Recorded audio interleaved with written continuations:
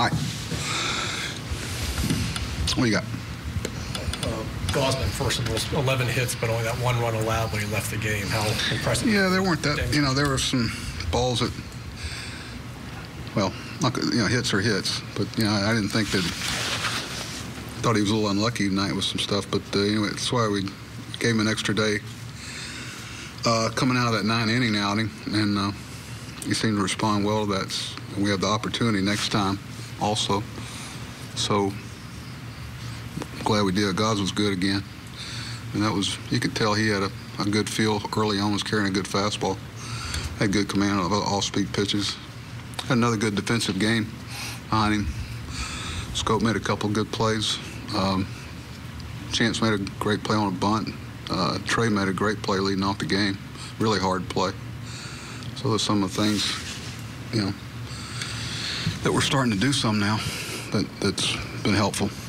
You've been allowing for, Kevin Gausman having 6-7 good starts in his rearview mirror, not meaning it's going to happen going forward. What do you look for that's sustainable out of this run from him that he can carry forward? I think going through the early part of the year where he's not throwing 96, 97 every pitch he throws, the effort is always there, but it's a different type of effort. It's a more of a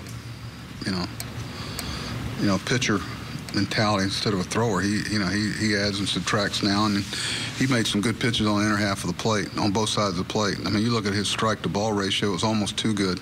I looked at it one time, and it was like 70-something and 18 balls. I mean, it's borderline too good, I think that gives you an idea of what type of command he's had in these outings. Well, I mean, obviously he's having a good start already, but this is his fourth multi-home run game already in 38 games. I mean, when you sit back and see what he's doing, is it taken to a different level for you? I don't know. Dan, we've seen him at some pretty high levels, okay? And it's been a pretty long,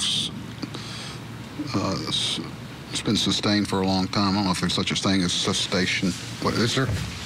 But, no, it's been fun to watch him. He's just been so consistent. He's really gotten comfortable.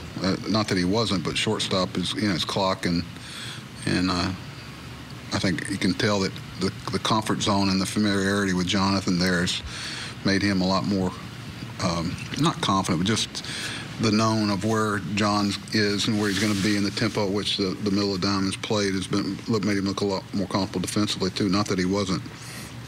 But and I think Pete's been good at third base. That's been nice to see. He we've played well in the infield here lately. Well, with 150 home runs, and he's 25 years old. He's not 26. Was that what the second one was? Today was 150th. What company does he have now? He's the youngest Orioles ever have done it. That's pretty good company. Real good company. Who was second? Boog, probably. Boog, probably. My guess would be Boog. Really? Yeah, he was 20 when he came up. Manny played really well when the team wasn't playing really well. How important is that?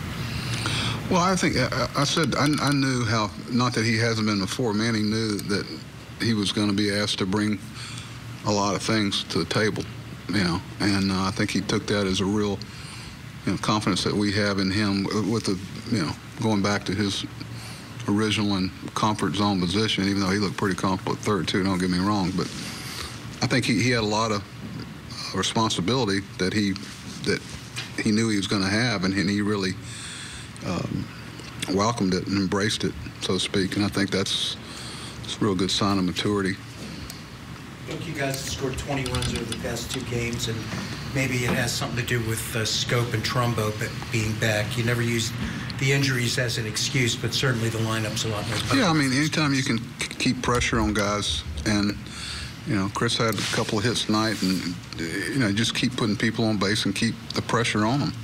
And pitching in the American League's hard. You're going to have to, try to stay away from real big innings. And Brad came in and got a big out for us, and it was good to see because we know what he's capable of. But we're going to have to do those things. When we don't pitch well, we're going to need to score some runs, and when we don't score a bunch of runs, we need to pitch well and play good defense, and that's been the case here lately.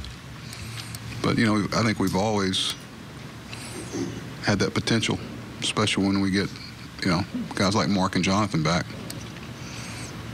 Couple outs, Tillman going on the DL today, back strain. Yeah, he's in an MRI tube for quite a while today. I mean, I know what some of the findings were, but the DL obviously was needed.